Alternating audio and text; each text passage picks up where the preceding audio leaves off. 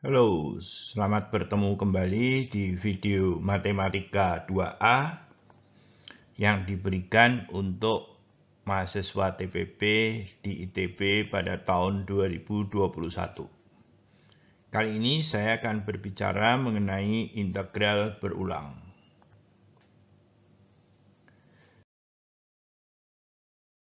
Jadi, misalkan kita punya fungsi dua variabel f(x,y) dengan daerah definisinya adalah suatu persegi panjang, di mana katakanlah ini X sama dengan A, X sama dengan B, di sini Y sama dengan P, dan di sini Y sama dengan Q, maka daerahnya adalah persegi panjang.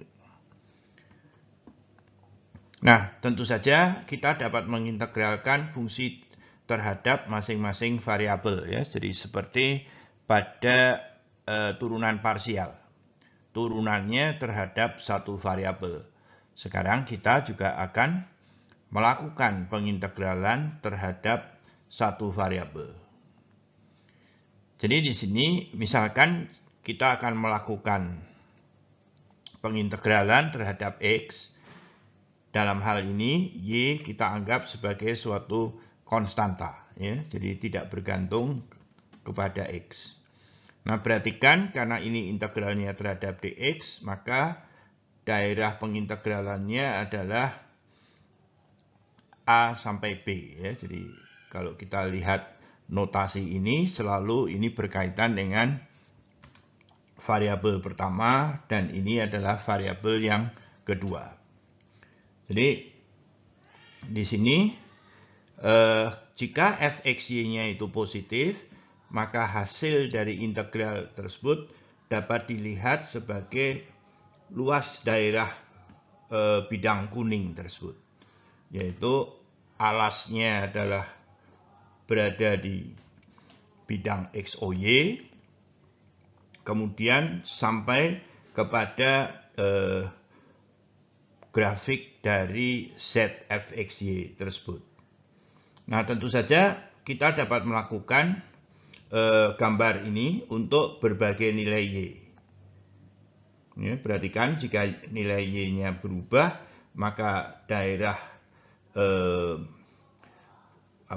bidang kuning itu bergeser-geser. Oke. Nah, kalau tadi ini adalah grafik terhadap y-nya konstan, ya, kita juga bisa melihat bahwa pengintegralannya terhadap x konstan.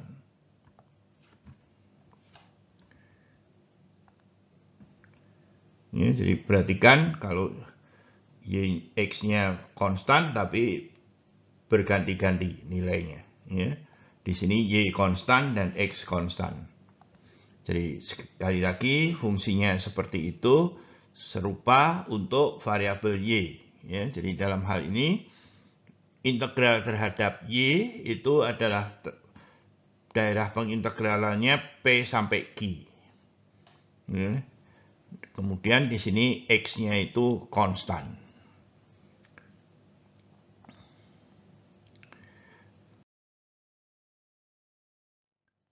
Nah,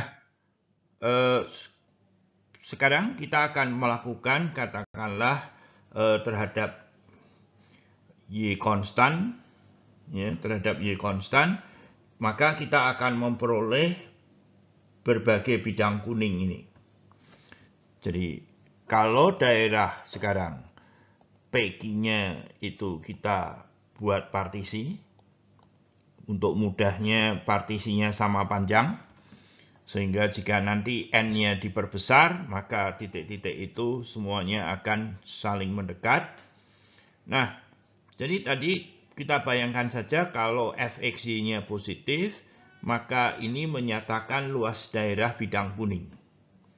Dan kalau saya kalikan dengan ketebalannya, ya, jadi delta y itu di sini, ya, delta y di sini, maka ini bisa kita katakan sebagai luas penampang kali lebar ini itu adalah volume benda juga. ya, volume benda. Kemudian kita jumlahkan untuk semua yang terjadi karena partisinya adalah sebanyak n, begitu. Ya, jadi sekali lagi kalau fxy-nya positif itu adalah hampiran dari volume benda tegak di daerah D dengan tutup grafik dari Z sama dengan fxy. Ya.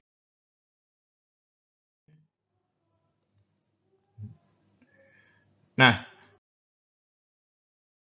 sekarang jika n-nya diperbesar, ya, maka penjumlahan ini akan menjadi bentuk integral lagi, ya, jadi sesuai dengan arti integral fungsi satu variabel. Ya. Nah, dalam hal ini sekali lagi ini menjadi suatu volume benda yang alasnya D dan permukaannya grafik dari Z sama dengan fxy. Ya. Jadi di sini kita menduga bahwa kalau ada fungsi dua variabel, ya, khususnya kita melihat bahwa jika fxy-nya positif, maka volume benda dengan alas D dan ditutupnya adalah grafik dari Z fxy itu sama dengan integral berulang ini terhadap X terlebih dahulu, kemudian diikuti terhadap Y. Dan walaupun tidak saya sebutkan di sini secara detail, maka kita juga akan bisa melihat bahwa volume benda yang dimaksud juga bisa dihitung dengan cara pengintegralan terhadap Y terlebih dahulu, kemudian terhadap X.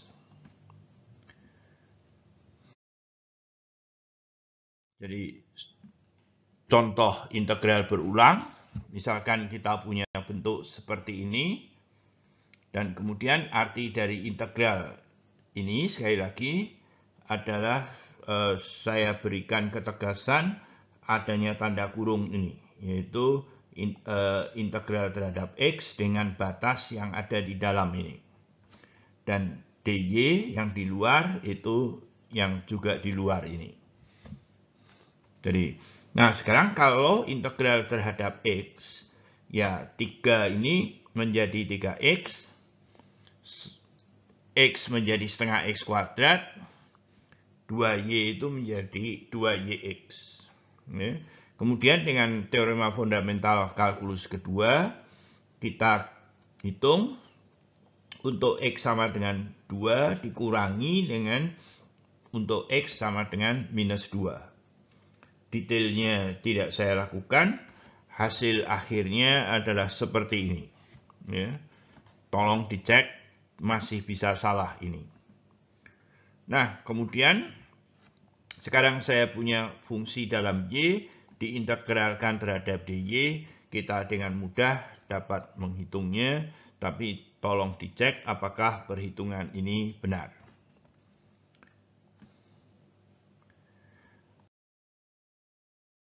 Nah, sekarang integral yang tadi urutannya dirubah terhadap Y, tetap juga batasnya dirubah ya. Jadi ini adalah berkaitan dengan di sini dan yang ini berkaitan dengan dx.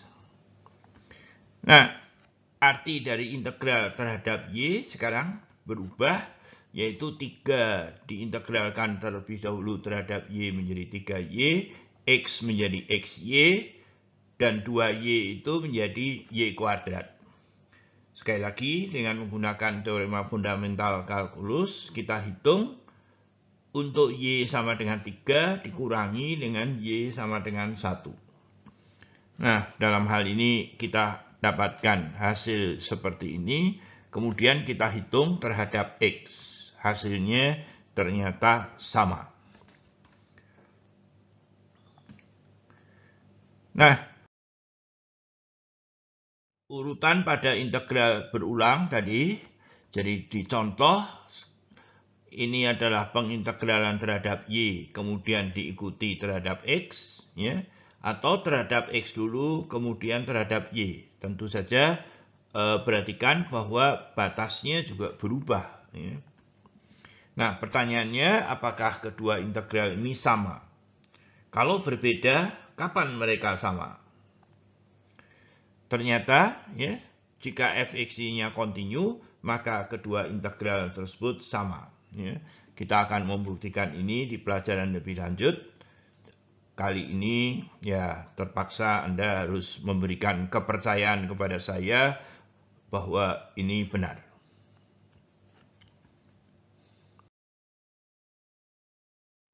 Contoh sekarang, hitung volume benda dengan alas persegi panjang dari 0,1 kali 0,2 dengan tutupnya adalah permukaan yang didefinisikan oleh fungsi tersebut. Ya. Dengan asumsi bahwa katakanlah nilai ini positif semua, maka betul-betul hanya sekedar integral double-nya menyatakan volume dan integral berulangnya juga menyatakan volume. Oleh karena itu, kita akan menghitung integral double tersebut dengan menggunakan integral berulang. Jadi daerahnya adalah 0 sampai 1, kemudian di sini 0 sampai 2. Nah, karena grafiknya ada positif, maka grafiknya itu adalah permukaan kuning itu yang berada di dalam suatu kotak dengan alas D ini. Ya. Jadi sebetulnya volumenya adalah sebagian dari kotak itu.